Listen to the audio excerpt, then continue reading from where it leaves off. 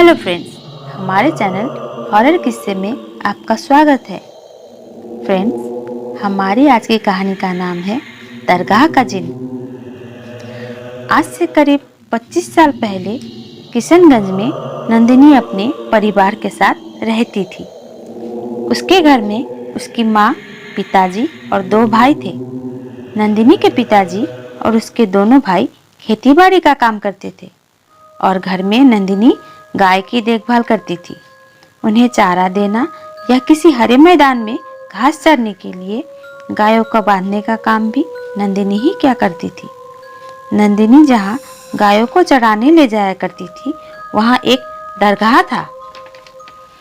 नंदिनी को दरगाह के पास से होकर जाना पड़ता था। एक दिन नंदिनी गायों को मैदान में बांधकर घर की तरफ लौट रही थी कि तभी दरगाह के सामने जो एक बड़ी सी बरगद का पेड़ था, वह पेड़ बिना कोई हवा के जोर जोर से हिलने लगा। ऐसा लग रहा था उस पेड़ पे बहुत हलचल हो रही है। नंदिनी को बहुत आश्चर्य हुआ कि हवा भी नहीं है, हवा भी नहीं बह रही, फिर भी ये पेड़ इतना हिल क्यों रहा है। फिर एक हवा का झोंका नंदिनी के इर्द गिर्द चक्कर काटने लगा। इससे पहले नंदिनी कुछ समझ पाती, उससे पहले ही नंदिनी को जोर का झटका लगा और वो गिर गई। थोड़ी देर वहीं पर पड़े रहने के बाद जब नंदिनी को थोड़ा होश आया तो वो उठकर अपनी घर की तरफ चल पड़ी।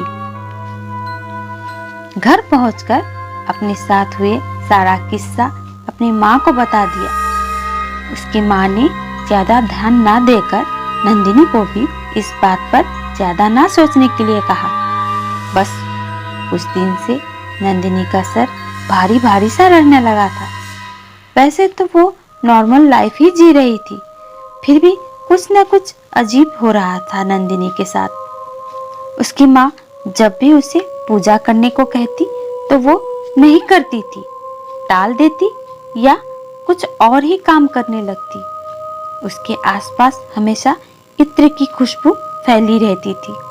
यह खुशबू घर वाले भी महसूस करते, लेकिन कभी किसी ने ध्यान नहीं दिया कि ऐसा क्यों हो रहा है। नंदिनी 19 साल की हो गई थी तो उसके घर वाले उसकी शादी की बात पास के ही गांव में रहने वाले रमेश से चलाते हैं। रमेश का परिवार काफी खुशहाल था। वह एक सफल व्यापारी था। उसके पास रुपए पैसे की कोई कमी नहीं थी। रमेश अपनी माँ पिताजी के साथ नंदिनी को देखने उसके घर जाता है। नंदिनी को देखते ही सभी उसको पसंद कर लेते हैं। ऐसा देखकर नंदिनी के माँ पिताजी बहुत खुश होते हैं। रमेश के पिताजी नंदिनी के पिताजी से कहते हैं कि हमें शादी में ज्यादा देर नहीं करनी चाहिए। जल्दी से जल्दी पंडित जी को बुलाकर कोई अच्छा सा दिन निकलवाइए। हम अपनी बहू को जल्दी अपने घर ले जाना चाहते हैं। फिर नंदिनी के पिताजी पंडित जी को बुलाकर शादी की तारीख पक्की करवाते हैं। साथ में रमेश के परिवार वाले भी होते हैं। सब बहुत खुश होते हैं कि शादी 1 महीने बाद ही करनी है और सभी शादी की तैयारियों में लग जाते हैं। इधर नंदिनी भी शादी की बात से खुश थी, लेकिन जब से शादी की बात होती है बस उसी दिन से नंदिनी बीमार रहने लगी। उसको हमेशा सर में दर्द महसूस होता।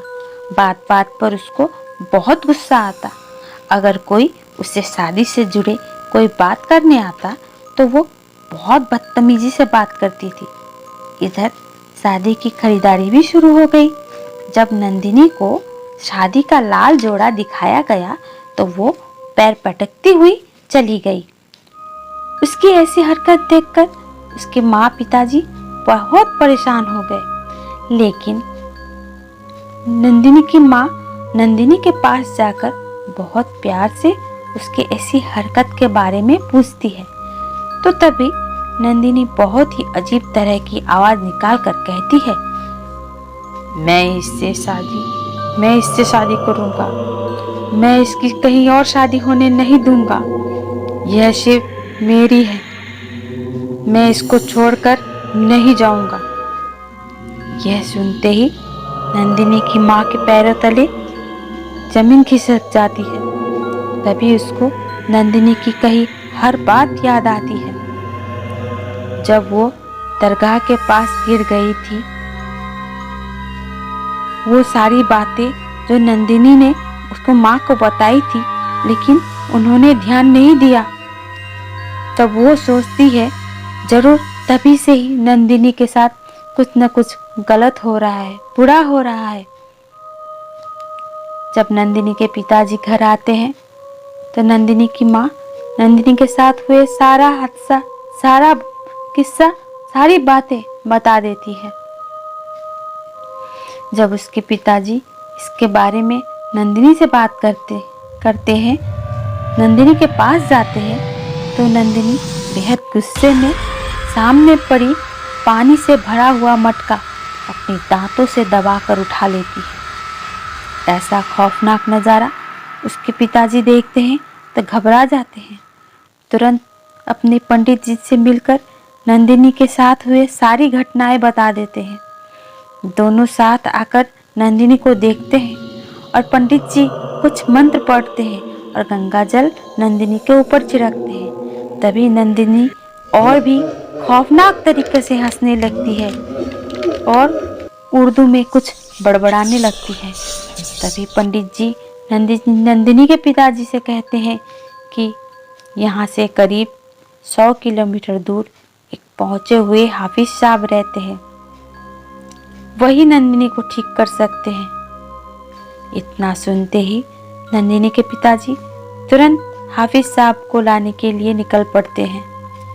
पंडित जी के बताए हुए पते पर पहुंचकर हाफिज साहब से मिलकर सारी बातें बताते हैं। हाफिज साहब भी अपना सारा काम छोड़कर नंदिनी को देखने आ जाते हैं। नंदिनी के घर पहुंचकर जब वो नंदिनी को देखते हैं और कुछ बड़बड़ाते हैं, तभी नंदिनी अजीब हरकतें करने लगती है। तभी हाफिज साहब नंदिनी के पिताजी को बताते हैं कि नंदिनी के शरीर में एक जिन्न है और वो नंदिनी को छोड़ना नहीं चाहता। नंदिनी के पिताजी नंदिनी को ठीक करने के लिए हाफिज साहब से विनती करते हैं। तब हाफिज साहब को दया आ जाती है और वो पूरे शिद्दत से नंदिनी को ठीक करने के लिए अपना सारा कार्यक्रम जो भी है वो सब करते हैं।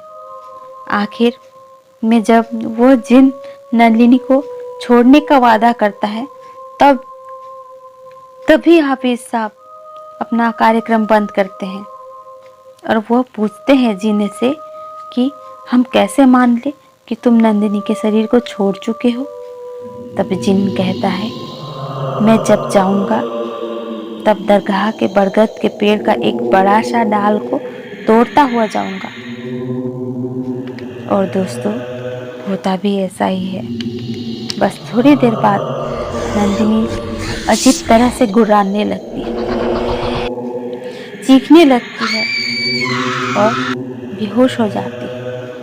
तभी नंदिनी के भाई दरगाह के पास के सामने के पेड़ के पास जाते हैं तो देखते हैं एक मोटा सा डाल पेड़ से टूट कर गिरा और सब शांत हो गया। फिर नंदिनी भी धीरे धीरे ठीक हो गई और फिर धूमधाम से उसकी शादी हुई और वो आज भी खुशहाल जीवन बिता रही है। तो फ्रेंड्स, कैसी लगी हमारी कहानी? उम्मीद है पसंद आई होगी। अगर हमारी कहानी पसंद आई तो हमारी कहानी को लाइक कीजिए, शेयर कीजिए और हमारे चैनल को सब्सक्राइब कीजिए। Thank you.